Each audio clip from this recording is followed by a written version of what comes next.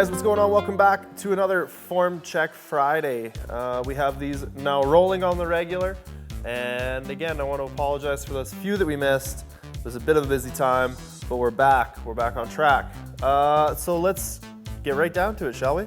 Our first submission today comes from Jason Nita. Now, Jason's doing some bench press. He said he received some advice from me earlier. It really helped his squat and his deadlift. He feels like they're very well on track. He said he's put a lot of effort into improving his bench, but is wondering if there's anything else that he can do. Now, Jason's bench here, the number one thing that I'm seeing is it looks like you're benching out of a power rack.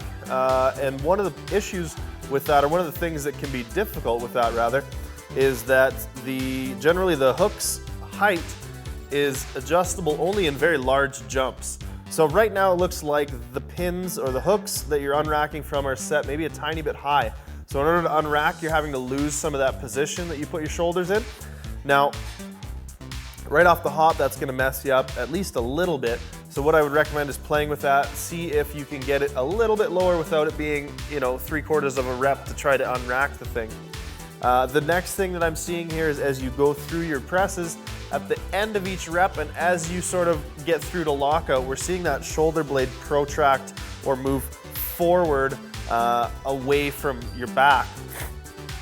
One of the things that we're trying to do throughout the bench press is we're trying to keep those shoulder blades retracted and pulled back towards the spine as best we can throughout the entirety of the movement.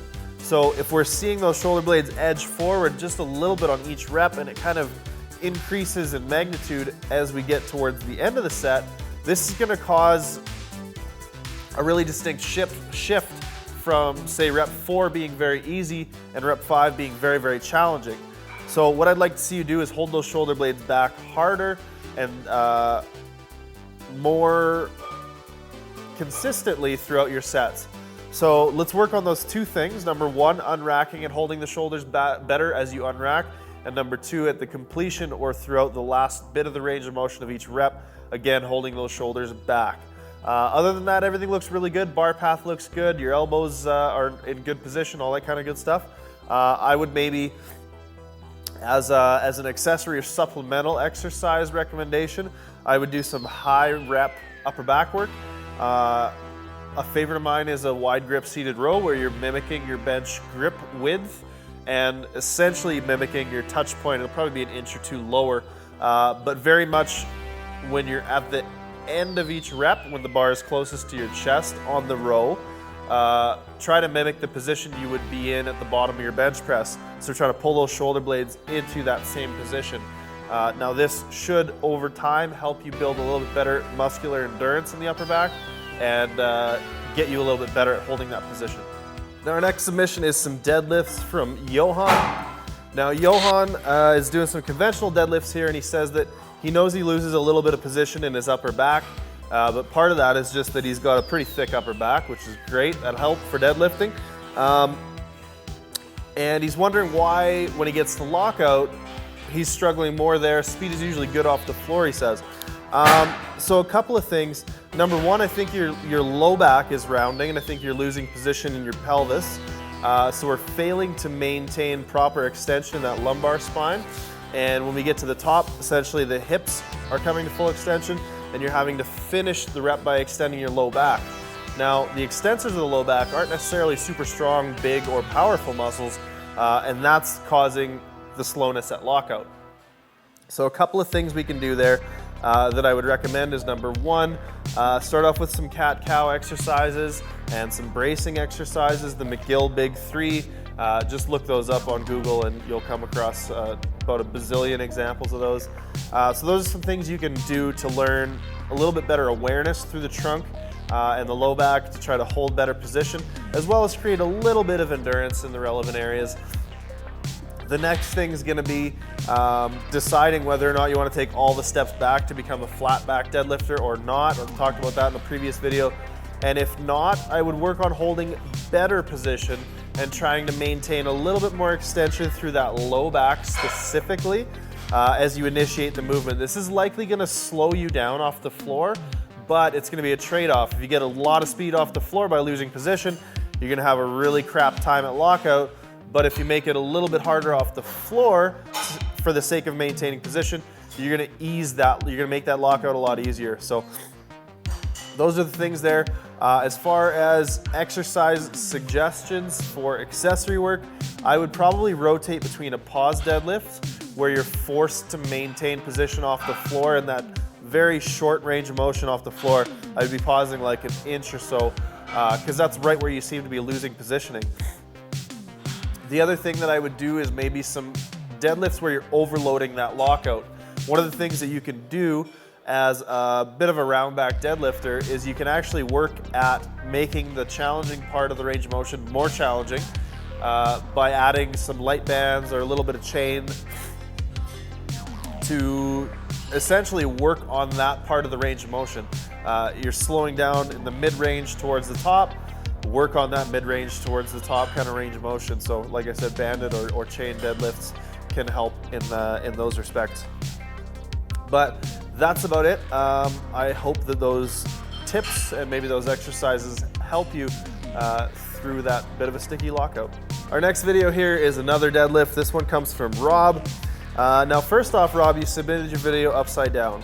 I'm not sure how you did that, but hopefully Dylan can fix it in post. Otherwise we're gonna have some upside down deadlifting here. I don't know if Dylan is talented enough or well versed enough with film editing software to be able to do this. So that's just a bit of a disclaimer on that. So he's mentioned that he gets a fair bit of DOMs in his low back. He doesn't feel like he's using his legs enough. And these are really common things when this specific fault is present, and the fault is being forward over the bar. Now it looks like we could be doing a lot better job of getting your body in line on the bar. You're holding good position in your back, but it looks like we're maybe a little bit onto the toes, and the shoulder blades are a little bit too far forward in front of the bar. Now what that's doing is going to pull you out on your toes, and for whatever reason that seems to take a lot of the posterior chain out of it, put a lot of stress on the low back, and just sort of move the whole system and lever into a disadvantaged position. What I'd like you to try and do is just shift that weight back on your feet a little bit, and I honestly think that'll pretty much fix everything. If we can get that pressure a little bit more evenly distributed and shift the body weight back almost behind the bar a little bit more. Now it's gonna be a fine line of doing this too much to the point where everything is gonna get weird because you're behind the bar, but just try to film from a straight on side angle, get that shoulder blade pretty much straight in line with the bar, and don't let it pull you forward as you initiate the lift. That's I think gonna be the ticket for you, Rob. I hope that helps, buddy. Next up, we have yet another deadlift from Michael this time. Now, Michael, one thing I'm seeing here, and probably the biggest thing that I'm seeing here, is actually a little bit of overextension in the back as you pull into tension. Now you'll notice on a couple of these reps, you kind of get to a really good, nice, flat, neutral spine, and then right as you initiate the lift, you really arch the crap out of everything, and it ends up putting you in a little bit too much extension, actually. So what I would try to do is work on achieving a little bit more of a neutral spine. We like maintaining a little bit of extension, specifically in the low back, but it looks like you're pulling into a little bit too much extension, and more than likely any heavier weight as you approach 85, 90% of your 1 rep max is going to be pulling you out of that position. And when it does, we're then creating momentum in the wrong direction. So what I'd like to see is a little bit more of a neutral position. I'd like you to pull the thoracic spine into a little bit more flexion than it's in. Again, one of the biggest cues that I like to give here is to tuck your ribs down on top of your abs. That in itself goes a long ways. And try not to think about retracting or pulling the shoulder blades back, but rather depressing and pulling them down your back into the lats. And that should go a long ways towards kind of fixing that position issue. Now the next thing is going to be very much what I just told Rob about his deadlifts. We're a little bit in front of the bar. I'd like for you to try to shift, usually coming from the ankle and the feet in terms of how you're distributing the weight. I'd like you to shift yourself back so you're a little more straight in line with the bar. And I think those are probably the biggest things that I would recommend there. You also sent in front squat. I just wanted to touch on this because I like to try to critique absolutely everything that gets sent in, and the front squats look good. I got no issue with those. I don't see any major faults happening, so keep doing what you're doing there, man. And our last submission here is some sumo deadlifts coming from Eric. Now, Eric actually has some similar issues to Johan from earlier. He says he knows that his upper back is a little bit rounded, but he said he's maintaining his upper back in a similar position throughout the lift. Now, I would say that's mostly true, but I would also say that, again, we're losing extension in that lumbar spine, which is causing some issues at lockout. Now, looking at this lift specifically, I would not have given you a white light for your lockout. I don't believe you got full extension at the top. I don't believe you got your shoulders in position. So those are things I would work on. Number one thing I would work on is making sure you're locking out your reps all the way. Number two thing is I'd work on trying to get some extension. Go back and just listen to what I said to Johan. Very much the same thing. Pelvis is out of position. Build a little bit of extension. Build a little bit of endurance. Work on some pause deadlifts. Work on that bottom range of motion and holding position. And also work on that top range of motion. Just kind of hammering those muscles that'll bring you to full extension based on how you already deadlift. But lock out better. I know you can.